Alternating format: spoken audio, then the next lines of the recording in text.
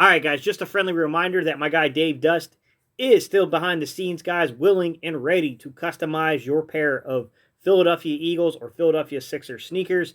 It's up to you. You get to choose it if you are the winner of this raffle. If you guys want to win the raffle, there's one important thing you got to do in order to do that. You got to go down into the description of this video. You got to find that link, and you got to follow that link in there and fill out the form. Hey, guys, he does great work, man. I mean, I'm going to be honest with you. He's far more talented than I am. And holy crap, man, this is a really good opportunity, guys. All right, y'all. See you guys. What's up, Eagles Nation? What's going on, NFL world? How you doing, Division Rivals? This is Stephen Hyder with Gate City Sports Channel, the sports channel where the cerebral NFL fan comes for about 10 minutes of daily content. All right, guys, listen up. Today's topic, I need a break from the corners. So I just want to do a generalized videos to start prepping us to get prepared for these wide receiver draft profiles. In today's video, guys, I want to talk about the 13 players who had a grade of above an 80 versus man coverage that's inside of this 2021 NFL draft, okay? 13 players came out there. I think there's some surprises here. I think some of you guys will be like, man, what happened to this guy? Why isn't this guy on the list? And I think we can get into the nuance of why to take some of this stuff with a grain of salt and how to judge or analyze film to kind of to tell what's going on here, right? All right, guys, so without further ado, let's just kind of jump into the list and let's talk a little bit about the guys that are on there. All right, 13 players, 2 guys tied. So my first guy on this list is Tamarion Terry, wide receiver from FSU. This is on the opposite side of the field, by the way, from where the ball went. And listen, big, tall, physical guy, guys. Finished 12th, 81.2 grade versus man coverage. Pretty high grade.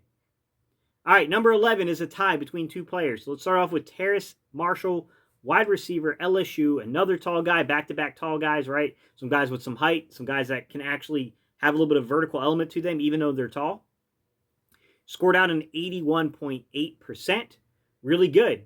Good start for the tall guys, right? But it won't maintain, guys. We're gonna see the short guys start sneaking in here, starting with our tie at number 11, Rondell Moore, wide receiver, Purdue. There's Moore going in motion. He has it.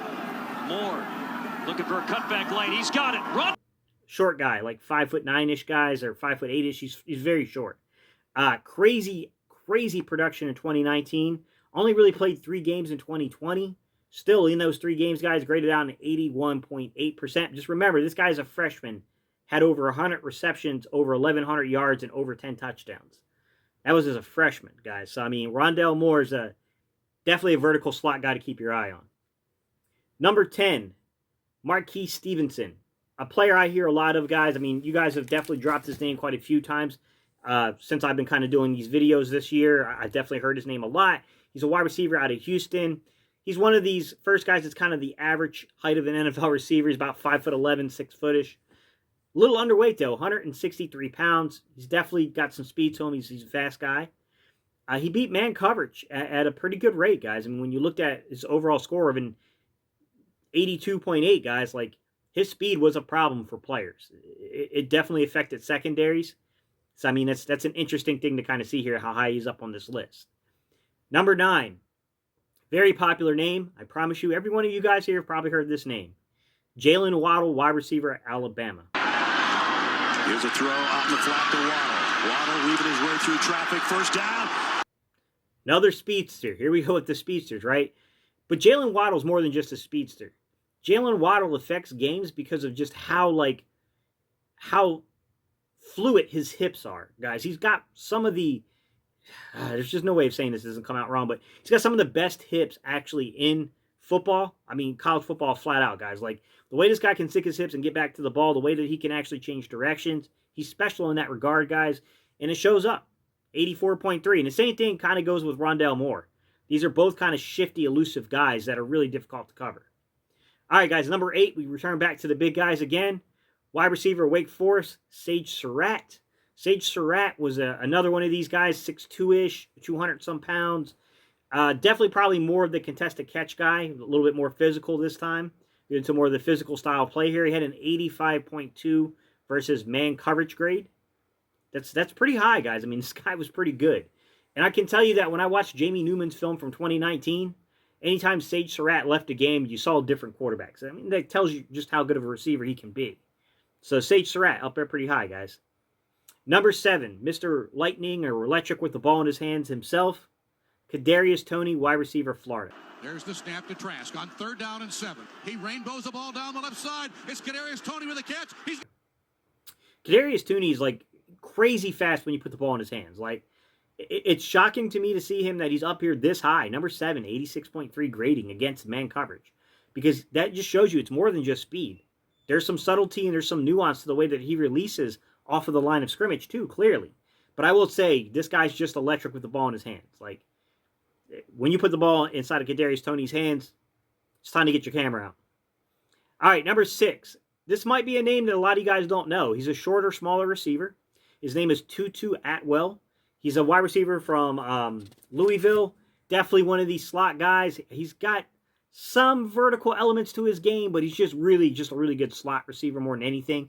5'9", 165 pounds. Another one of these little slight of frame guys. He's not quite thick built here. Ranked up high, guys. 87.1 grade against man coverage. Number 6, just outside the top 5. I mean, worth taking a look at his film. Number 5, wide receiver, Minnesota, Rashod Bateman. To get honesty, not just admissions that they are shorter than listed. Throw on.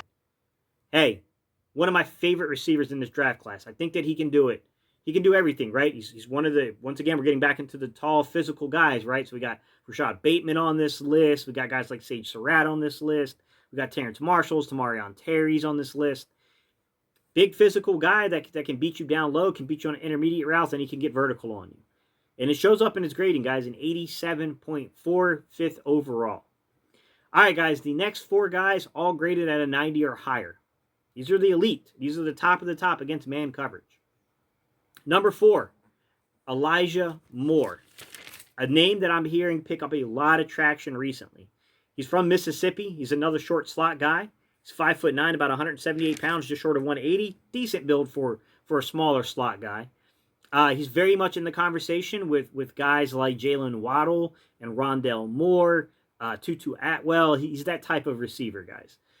Definitely has some vertical elements to him, and he's beating some guys. 90.4 overall grade, guys. All right, number 3, Jalen Darden.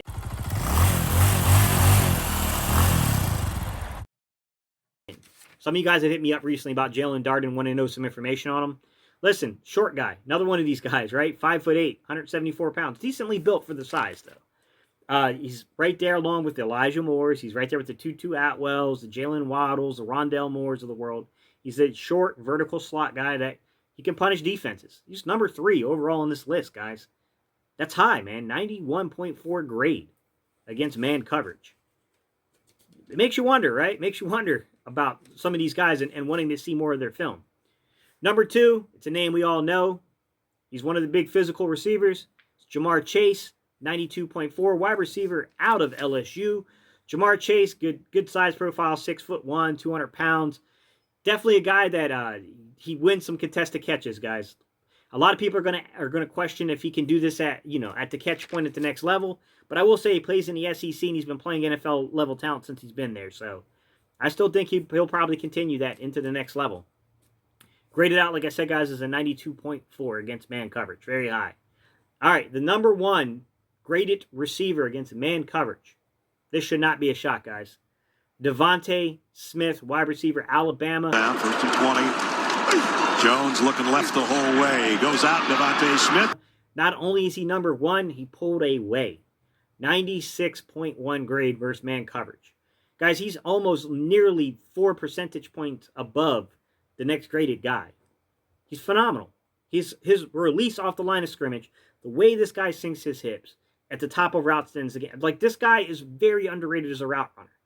Devonta Smith might be a sub 180 pound guys, and those guys are rare to go in the top 10. Doesn't mean that he won't go just because it's rare. It has happened before. Devonta Smith is a different guy. Look at Justin Jefferson in a way I had to defend Justin Jefferson last year. I had to make 2 videos to warn people. I'm aware of the criticism of Justin Jefferson that he might only be a slot receiver. We don't know if he'll be an outside receiver. But I kept trying to tell people, man, when I watch filming this guy's head fake, it's unlike anything I've ever seen.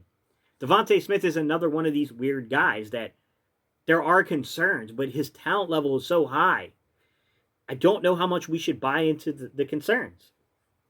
All right, guys, I want to give you guys a couple of special mentions. These guys just missed this list. All right, number 1 is a wide receiver out of Colorado State. Big, physical, lanky guy. 6 foot 585 pounder, Warren Jackson. He'll shift sides. Play action for Hill with a pocket off his back foot. Jackson. Warren Jackson had a 79.9 grade against man coverage. He missed it by 1/10 of a percentage point, guys. If you haven't checked out Warren Jackson's film from Colorado State, I'd go check him out, guys. He scored high. Number 2 guy that just missed the list, I'm going to butcher his name. Stick with me. I apologize. I'm horrible at this. Simi Fahuku, Stanford. Jones is offset. Mills thinking about throwing for it. He's got Fehoko underneath, inside the 10. Big collision. Wide receiver from Stanford, big guy, 6'3", 222 pounds, physical, imposing guy. Hey, man, for a guy that big to be winning against man coverage, having a grade of a 79.1, he just missed the list by 0.9 of a percentage point. He's playing really well, guys. I mean, we have to judge it by, Pac-12, like looking at the pack, like what do you buy about the pack?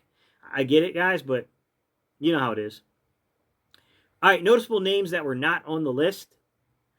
All right, Jonathan Adams, De'Ami Brown, Josh Palmer, Nico Collins, DeMonte Coxey, Seth Williams, Cornell Powell, Mari Rogers, there's both Clemson guys, Amon-Ra St. Brown of USC, TJ Vasher, and Tylan Wallace. Guys, just because you didn't make the list doesn't mean that you're not a good receiver. To be honest with you guys, like, sometimes you just got to understand, hey, what does this tell you? Like, are these guys beating man coverage by being moved? Is that why their grades are so high? Are they being moved a lot, right? Are they running them out of stacked sets a lot? Like, there's nuance to it, right? You got to dive into the film to see the nuance of why there are. And some of these guys are just barely missing the list, right? Austin Watkins, guy I didn't name yet. UAB wide receiver, had a 78 grade against man coverage. These two receivers are as good as it gets. And you get him coming out of the slot here, working and running against the safety. And this guy, when he gets the ball in his hands after. Guys, he's only missing by 2 points. He's not missing it by much. Marlon Williams, wide receiver from UCF, University of Central Florida, my bad. Given plenty of time, hits his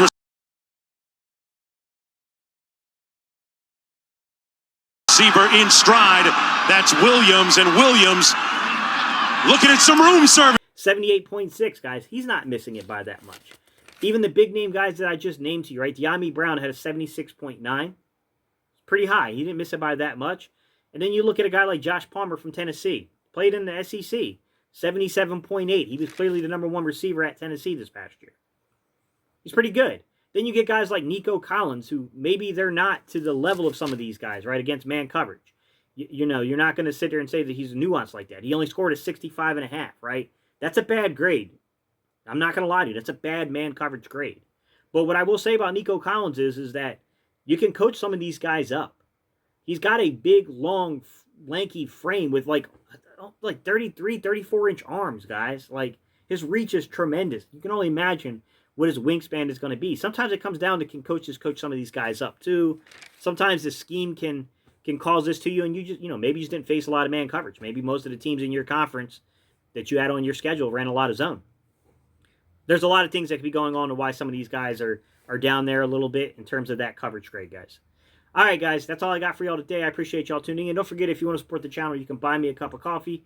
Link is in the description below. Don't forget to like and comment on the video. That's what spikes the algorithm, gets it suggested to other people. Last but not least, guys, if you're not subscribed, please hit that subscription button. All right, guys, I will see you all on the next video.